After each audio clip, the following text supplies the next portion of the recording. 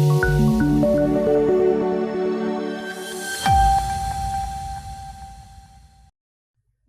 દર્શક મિત્રો, સમાચારની વાત કરવામાં આવે તો ગાંધીનગર સર્કિટ હાઉસ ખાતે રાજ્ય સહકાર મંત્રી જગદીશભાઈ વિશ્વકર્મા પત્રકારોને સંબોધન કરતા જણાવ્યું હતું કે ગુજરાત રાજ્ય સંયુક્ત કર્મચારી મોરચો, ગુજરાત રાજ્ય કર્મચારી મહામંડળ, ગુજરાત રાજ્ય પ્રાથમિક શિક્ષક સંઘ દ્વારા જે રજૂઆત મંત્રીમંડળના 5 સભ્યોની ટીમ સમક્ષ કરવામાં આવી હતી તે રજૂઆતોને લઈને સરકાર હર હંમેશ હકારાત્મક સતત ચિંતિત છે।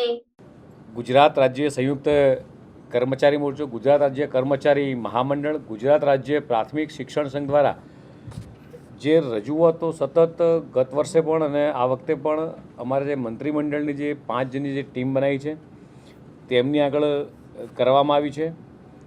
કર્મચારીઓની તમામ લાગણી માગણી આ દરેક બાબતે અવારનવાર મળવાનું થયું છે।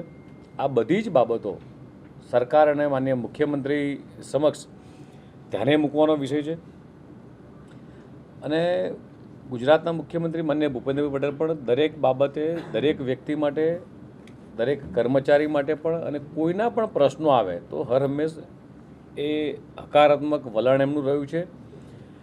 આ તમામ કર્મચારી મંડળ જે છે, પ્રાથમિક શિક્ષણ છે, એમના પણ પ્રશ્નો અમે લોકોએ સાંભળ્યા છે, એની પર ચર્ચાઓ તો જે ગત વર્ષે પણ જે અમારી સરકારમાં એમના પ્રશ્નો હતા એ પણ સાંભળ્યા હતા।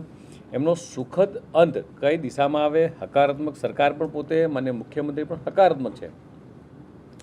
આ બધી જ બાબતોને મળી લઈને અને ફરીથી આવતા અઠવાડિયે ફરીથી મળવાનું થશે અને આની પર પોઝિટિવ ચર્ચા થાય અને સુખદ અંત આવે એ દિશામાં સરકાર અને તમામ કર્મચારી મંડળ પણ બધી જ વાતને પ્રાધાન્ય આપી અને આગળ વધીશું। 17 તારીખે વિડીયો કોન્ફરન્સના માધ્યમથી એ લોકો જોડાવાના હતા। 17મીનો કોઈ જ એવો કાર્યક્રમ હતો નહીં। ત્યારબાદ ઓક્ટોબર મહિનામાં એ લોકોના જે કંઈ બી કાર્યક્રમ એમણે રજૂ કર્યા હશે, કાર્યક્રમ હશે, પણ અત્યારે તમામ પ્રકારના કર્મચારી મંડળો એ એમની જે લાગણી છે એ સરકારે અમારી જે 5 મંત્રીઓની જે ટીમ છે એ બધાએ સાંભળી છે અને માનનીય મુખ્યમંત્રી સમક્ષ પણ અમે લોકો બધા બેસીશું અને સુખદ અંત આવે દિશામાં હકારાત્મક રીતે બધા વિચારી રહ્યા છે।